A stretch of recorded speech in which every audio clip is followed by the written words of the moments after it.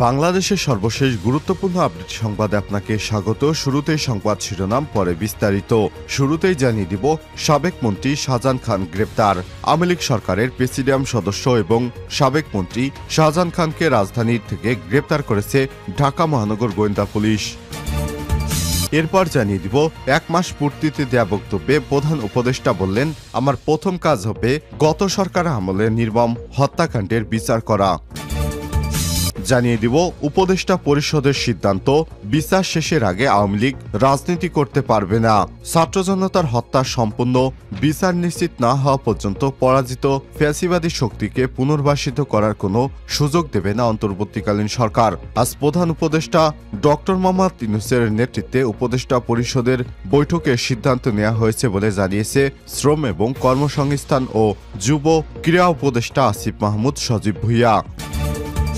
এদিকে কুমিল্লার সাবেক অর্থমন্ত্রী সহ 85 জনের বিরুদ্ধে মামলা। কুমিল্লার সাবেক অর্থমন্ত্রী আহম মুস্তফা কামাল, নাঙ্গলকোট থানা পুলিশের সাবেক ওসি নজরুল ইসলাম সহ 85 জনের বিরুদ্ধে হত্যাচেষ্টার মামলা দায়ের করেছে এক আইনজীবী। এবারে জানাবো, ভারতীয় বিএসএফের গুলিতে বাংলাদেশি কিশোরী হত্যার তীব্র প্রতিবাদ। মৌলভীবাজার জেলার সীমান্তে ভারতের সীমান্তরক্ষী বাহিনী বিএসএফ কর্তৃক এক বাংলাদেশি কিশোরীকে হত্যায় ভারতের কাছে তীব্র প্রতিবাদ জানিয়েছে বাংলাদেশ। গত 1 সেপ্টেম্বর মৌলভীবাজার জেলার জুড়ি উপজেলার সন্নাদাস নামে 13 বছর বয়সী এক বাংলাদেশি কিশোরীকে গুলি করে হত্যা করে ভারতীয় সীমান্তরক্ষী বাহিনী বিএসএফ। এবং সর্বশেষ জানিয়ে দিব, দুর্নীতির বরপুত্র সারোয়ার কানাডায় পালিয়েছে। সাবেক অর্থমন্ত্রী মোস্তফা কামালের ছোট ভাই তিনি। কুমিল্লা 10 আসনের সাবেক সংসদ সদস্য, কুমিল্লা দক্ষিণ জেলা আওয়ামী লীগের সভাপতি এবং সাবেক অর্থমন্ত্রী আহম মোস্তফা কামালের ছোট ভাই দুর্নীতির বরপুত্র খ্যাত গোলাম সারোয়ার সপরিবারে কানাডায় পালিয়েছেন। 5 আগস্ট সরকার পতনের আগে অস্বাভাবিক পরিস্থিতি দেখে এক ছেলে এবং এক মেয়ে স্ত্রী সহ কানাডায় পাড়ি জমান তিনি। স্থানীয়দের দাবি, আওয়ামী লীগ সরকারের 15 বছরের বড় ভাই মোস্তফা কামালের প্রভাবে ধরাকে সরাজ্ঞান করেছেন সারোয়ার। চাঁদাবাজি, টেন্ডারবাজি, জমি দখল, নিয়োগ বাণিজ্য বদলি এবং নির্বাচন জালিয়াতি, লালমনিরহাট লালমাই পাহাড় দখল, পদ বাণিজ্য সহ সব ধরনের অপকর্মের মূল হোতা ছিলেন তিনি। এসব অনিয়ম দুর্নীতির মাধ্যমে তিনি কামিয়েছেন হাজার হাজার কোটি টাকা সম্পত্তি। গোলাম সারোয়ারের বিরুদ্ধে প্রতারণা এবং হত্যাচেষ্টার অভিযোগে পৃথক 2টি মামলা দায়ের করা হয়েছে। প্রিয় দর্শক, এতক্ষণ শুনছিলেন সংবাদ শিরোনাম, এবারে বিস্তারিত। তবে তার আগে বন্ধুরা, অনুরোধ থাকবে এই সংবাদটিতে একটি লাইক দিন। এই চ্যানেলে আপনি নতুন হয়ে থাকলে আমাদের সংবাদটি দেখতে দেখতে চ্যানেলটি সাবস্ক্রাইব করে রাখুন। কমেন্ট করে আপনার মূল্যবান মতামত জানিয়ে দিন বন্ধুরা, আপনি বিশ্বের কোন দেশ থেকে বা বাংলাদেশের কোন স্থান থেকে আমাদের সংবাদটি দেখছেন এবং শুনছেন। এবারে বিস্তারিত। সাবেক মন্ত্রী শাহজাহান খান গ্রেপ্তার। আওয়ামী লীগের প্রেসিডিয়াম সদস্য এবং সাবেক মন্ত্রী শাহজাহান খানকে রাজধানীর একটি বাসা থেকে তাকে গ্রেপ্তার করেছে ঢাকা মহানগর গোয়েন্দা পুলিশ। বৃহস্পতিবার 5 সেপ্টেম্বর মধ্যরাতে ধানমন্ডির একটি বাসা থেকে তাকে গ্রেপ্তার করা হয়। ডিএমপির অতিরিক্ত পুলিশ কমিশনার গোয়েন্দা রেজাউল করিম মল্লিক গণমাধ্যমকে বিষয়টি নিশ্চিত করেছেন। তবে কোন মামলায় তাকে গ্রেপ্তার দেখা হয়েছে সেটি এখনও জানা যায়নি। এ বিষয়টি বিস্তারিত জানানো হবে বলে জানান রেজাউল করিম মল্লিক। অবশেষে দ্বাদশ জাতীয় সংসদ নির্বাচনে মাদারীপুর 2 আসনে রাজৈর মাদারীপুর সদরের একাংশ থেকে টানা 8মবারের মতো নৌকা প্রতীক নিয়ে সংসদ সদস্য নির্বাচিত হন শাহজাহান খান। বর্তমানে তিনি আওয়ামী লীগের প্রেসিডিয়াম সদস্য এবং বাংলাদেশ শ্রমিক ফেডারেশন কার্যনির্বাহী সভাপতি।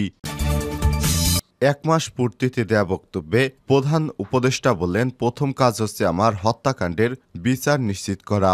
অন্তর্বর্তীকালীন সরকারের প্রধান উপদেষ্টা ডক্টর মোহাম্মদ ইউনূস বলেছেন, দায়িত্ব নেওয়ার 1 মাস আমরা বিপ্লবের প্রকৃত লক্ষ্য অর্জনের জন্য গুরুত্বপূর্ণ সংস্কারের কাজ শুরু করেছি। আমাদের কাজ জুলাই এবং আগস্টের হত্যাকাণ্ডের বিচার এবং জবাবদিহিতা নিশ্চিত করা। একই সঙ্গে ডক্টর ইউনূস বলেন, আমরা এগিয়ে যাচ্ছি। এখানে আমাদের বড় চ্যালেঞ্জ হচ্ছে দুঃশাসন এবং স্বৈরশাসন দ্বারা সৃষ্ট ক্ষত পূরণ করা। এজন্য আমাদের প্রয়োজন একতা এবং সমতা। বৃহস্পতিবার 5 সেপ্টেম্বর ছাত্র জনতার অভ্যুত্থানের 1 মাস পূর্তি উপলক্ষে দেওয়া এক বার্তায় এসব কথা বলেন ডক্টর মোহাম্মদ ইউনূস। এ সময় তিনি বলেন, আজ আমরা বাংলাদেশের দ্বিতীয় স্বাধীনতা অর্জনের প্রথম মাস উদযাপন করছি। ইতিহাসের অন্যতম গৌরবময় বিপ্লবের জন্য শত শত ছাত্র এবং সর্বস্তরের মানুষ সর্বোচ্চ ত্যাগ স্বীকার করেছে। ছাত্র জনতা ফ্যাসিবাদী শেখ হাসিনার 15 বছরের স্বৈরশাসনের অবসান ঘটিয়েছে, যার জন্য নৃশংস একটি গণহত্যা সংগঠিত হয়েছে উল্লেখ করে ডক্টর ইউনূস বলেন, শেখ হাসিনা একটি দুর্নীতিগ্রস্ত রাষ্ট্র এবং একটি ভঙ্গুর অর্থনীতি রেখে দেশ ছেড়ে পালিয়েছে। বাংলাদেশকে এবার পূর্ণ গৌরবে প্রতিষ্ঠিত করার দায়িত্ব আমাদের সবার। ডক্টর ইউনূস বলেন, আমি সেই সাহসী তরুণ শ্রমিক, দিনমজুর, পেশাজীবী তাদেরকে স্মরণ করছি যারা জঘন্য হত্যাকারী ফ্যাসিবাদী শক্তিকে মোকাবেলা করতে গিয়ে মৃত্যুকে আলিঙ্গন করেছে। স্মরণ করছি আন্দোলন চলাকালে নিহত সাংবাদিকদের। আজ আমি এই বিপ্লবকে শাহাদাত বরণকারী সবার প্রতি গভীর শ্রদ্ধা জানাই, অভিবাদন জানাই। হাজার হাজার মানুষকে যারা আহত হয়েছেন, প্রাণঘাতী আঘাতের শিকার হয়ে চিরদিনের জন্য পঙ্গু হয়েছেন কিংবা চক্ষু হারিয়েছেন। গত মাসে আমাদের যখন অন্তর্বর্তীকালীন সরকারের দায়িত্ব দেওয়া হয়েছিল উল্লেখ করে তিনি বলেন, তখন আবু সাইদ মুগ্ধ এবং জানা অজানা শহীদদের নিঃস্বার্থ আত্মত্যাগে উদ্বুদ্ধ হয়ে আমরা সীমান্ত সত্ত্বেও এই দায়িত্ব নিয়েছি। এ সময় তিনি বলেন, আমাদের তরুণ বিপ্লবীরা আমাদের মানুষের মধ্যে নতুন বাংলাদেশে গড়ার জন্য যে স্বপ্ন দেখিয়েছেন তা পূরণে আমি প্রতিজ্ঞাবদ্ধ। শহীদদের আত্মত্যাগে উদ্বুদ্ধ হয়ে আমরা ইতিহাসের গতিপথ পরিবর্তন করতে চাই, এক নতুন যুগের সূচনা করতে চাই। তোমরা তোমাদের স্বপ্ন বাস্তবায়নের শপথ নিয়েছিলে। শহর ও গ্রামীণ জনপদের দেওয়ালে আঁকা তোমাদের স্বপ্নগুলো এখনো নানা রঙের সাজ দিয়ে আমাদের সামনে দাঁড়িয়ে আছে। শিক্ষার্থীদের উদ্দেশ্যে ডক্টর ইউনূস বলেন, বিপ্লবের সময় তোমরা পড়াশোনা ছেড়ে দিয়ে বন্ধুদের নিয়ে উদ্বিগ্ন ঘুমহীন রাত কাটিয়েছ এবং দিনে নিষ্ঠুর শাসককে প্রতিহত করার জন্য পরস্পর থেকে চিরবিদায় নিয়ে রাস্তায় নেমেছ। বিপ্লব শেষ হওয়ার পর তোমরা দেশের ধর্মীয় সংখ্যালঘু সম্প্রদায় ও তাদের উপাসনালয় পাহারা দিয়েছ এবং সারা দেশে ট্রাফিক পরিচালনার দায়িত্ব নিয়েছ। আমি জানি তোমাদের পড়াশোনার অনেক ক্ষতি হয়েছে উল্লেখ করে তিনি বলেন, তাই এখন সময় পড়াশোনায় ফেরার। স্কুল, কলেজ, বিশ্ববিদ্যালয় খোলা রয়েছে। আমি তোমাদের ক্লাস এবং ক্যাম্পাসে ফিরে যাওয়ার আহ্বান জানাচ্ছি, কেননা বিপ্লবের সুফল ঘরে তুলতে তোমাদের একটি সুশিক্ষিত এবং দক্ষ প্রজন্ম দরকার।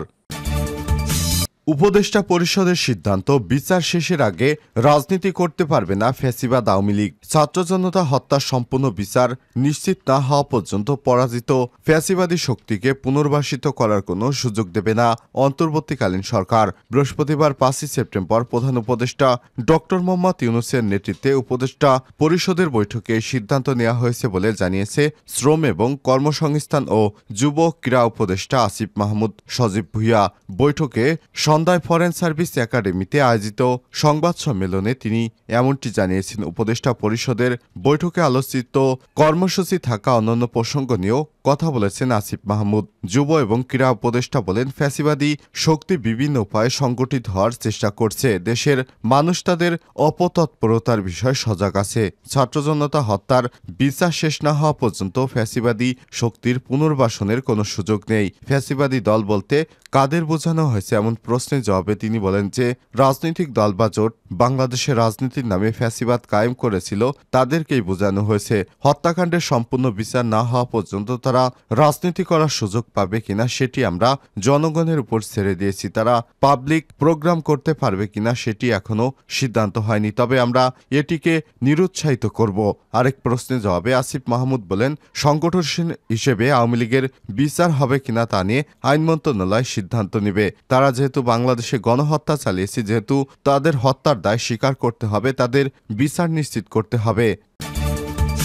কুমিল্লার সাবেক অর্থমন্ত্রী সহ 85 জনের বিরুদ্ধে মামলা। কুমিল্লার সাবেক অর্থমন্ত্রী আহম মুস্তফা কামাল এবং নাঙ্গলকোট থানা পুলিশের সাবেক ওসি নজরুল ইসলাম 85 জনের বিরুদ্ধে হত্যা চেষ্টার মামলা দায়ের করেছে এক আইনজীবী। বৃহস্পতিবার 5 সেপ্টেম্বর দুপুরে কুমিল্লা প্রধান বিচারক হাকিম 5 নম্বর আমলি আদালতে মামলাটি দায়ের করে আইনজীবী মোহাম্মদ একরামুল হক মজুমদার। মামলার বাদী মোহাম্মদ একরামুল হক মজুমদার কুমিল্লা নাঙ্গলকোট উপজেলা আশারকোট এলাকায় খিদর আলীর ছেলে। বিষয়টি নিশ্চিত করে একরামুল হক মজুমদার জানান, মামলাটি আমলে নিয়ে থানা পুলিশকে তদন্তের দায়িত্ব দিয়েছে আদালতের বিচারক আবু বকর সিদ্দিক। উল্লেখ্য, অন্য আসামিরা হলেন নাঙ্গলকোট থানা আওয়ামী লীগের সহসভাপতি মোহাম্মদ আব্দুল হামিদ, তার ছেলে যুবলীগ নেতা মোহাম্মদ মঈনুদ্দিন, নাঙ্গলকোট উপজেলা ছাত্রলীগের সভাপতি মোহাম্মদ সাইফুল ইসলাম রুবেল, আওয়ামী লীগের নাঙ্গলকোট উপজেলা মুক্তিযোদ্ধা বিষয়ক সম্পাদক মিজানুর রহমান, আওয়ামী লীগ নেতা মোহাম্মদ শাহজাহান, মোহাম্মদ মোস্তাক মিয়া, ছাত্রলীগ নেতা আবু ইসহাক, হান্নান ফরহাদ, ইমরান মোহাম্মদ, নোমান মোহাম্মদ, সাইফুল, তুহিনসহ নামীয় ৩৫ জন এবং অজ্ঞাত আরও অন্তত ৫০ জনকে আসামি করা হয়েছে। বিএসএফের গুলিতে বাংলাদেশি কিশোরী হত্যার তীব্র প্রতিবাদ পররাষ্ট্র মন্ত্রণালয়ের। মৌলভীবাজার জেলার সীমান্তে ভারতের সীমান্তরক্ষী বাহিনী বিএসএফের কর্তৃক এক বাংলাদেশি কিশোরীকে হত্যার ঘটনায় ভারতের কাছে তীব্র প্রতিবাদ জানিয়েছে বাংলাদেশ। গত ১ সেপ্টেম্বর মৌলভীবাজার জেলার জুরি উপজেলার সন্ধ্যা দাস নামে ১৩ বছর বয়সী বাংলাদেশি কিশোরীকে গুলি করে হত্যা করে ভারতের সীমান্তরক্ষী বাহিনী বিএসএফ। পররাষ্ট্র মন্ত্রণালয় বৃহস্পতিবার ৫ সেপ্টেম্বর ঢাকায় ভারতীয় হাইকমিশনারের কাছে পত্র পাঠিয়ে প্রতিবাদ জানান। সন্ধ্যায় এক সংবাদ বিজ্ঞপ্তিতে এসব তথ্য জানানো হয়েছে। প্রতিবাদে ঢাকা এ ধরনের নির্মম হত্যাকাণ্ডের তীব্র প্রতিবাদ এবং নিন্দা জানিয়ে এই ঘটনার গভীর উদ্বেগ প্রকাশ করেছে।